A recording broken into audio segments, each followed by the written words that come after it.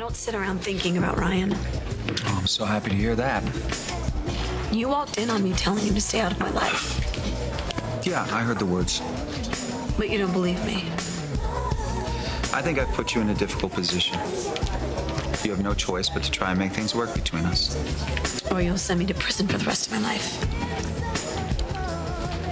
Those were your terms, and I accepted them. What else do you want me to say? I want you to be honest. Be honest when you hate me. Be honest when I make you happy. Be honest when you're worried about Ryan. Yes, I'm concerned about Ryan. He's not in the hospital to get his tonsils out. It's serious. I want him to get better. Thank you. That's all it is. I told you I'd live with our arrangement, but you need to start letting it happen. I really have to go. To work? Where else would I be going?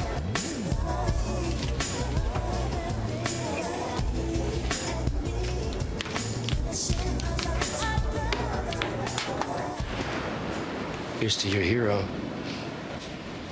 Carrying the mantle of Uncle Stuart. You know, when I think about all the times he's rubbed his moral superiority in my face, criticizing me for how I took over Cortland, what a joke. I am sure there's an explanation. I found it right here. You know, maybe you guys are gonna be standing in front of the minister when the feds show up to slap handcuffs on Scott. That can't happen. I'd be the first to visit him, though, because I just want to see his face behind bars. Oh, come on, JR. Nobody else needs to know about this. Oh, what, just our little secret, huh? Just the three of us? We'll destroy the evidence. You mean the evidence that we know about? You think there's more? Lies have a way of catching up. We both know that. And this one happens to be huge. We could lose everything. I mean, for God's sakes, Annie, we mortgaged half the company on this project. So here's to Scott. He was able to do what Uncle Palmer was trying to do for decades. Tear down Chandler. Please, JR, you can't go after Scott for this. It's not his fault. Why, whose is it? Mine. Stealing it was my idea. Maybe I did get together with JR for all the wrong reasons. And because I just found out that Crystal and David were my parents because I didn't know where I stood. And I needed to feel like I belonged somewhere. And plus he was sick and needed someone to take care of him. But I mean, that's not enough for a marriage. Not a real one anyway. It was so much more than that.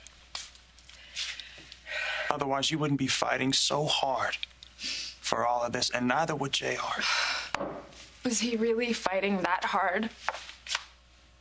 He wants you to come to the beach with him for a romantic weekend. That doesn't sound like a guy who's given up on his family. Is that what you think I'm doing? Giving up?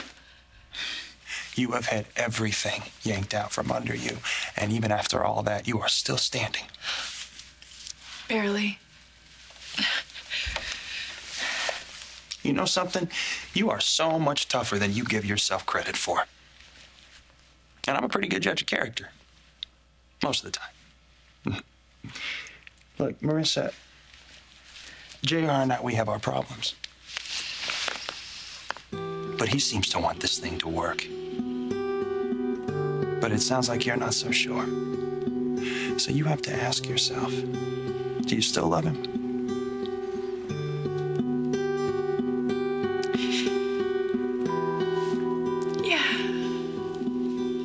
I do.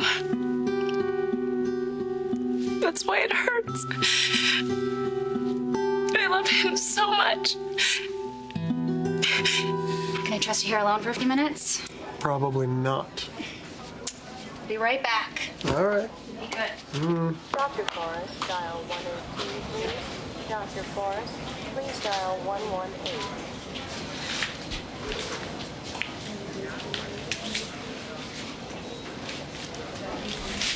Dr. Kravitz, you have a visitor in the main lobby.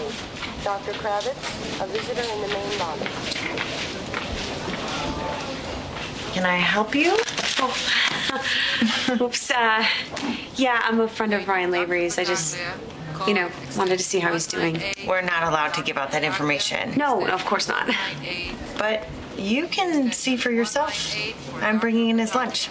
Come on. Hey. Hey. Hey. Hey. I was in the neighborhood. How you feeling? I'm okay. Well, you know, I couldn't help but look at your chart. Seems like you're doing much better than that. Just listen to the doctor this time, Stop, okay? Rima. What? You're not here because I'm sick. You're here because David is hanging an axe over your head, and you know that I can help you.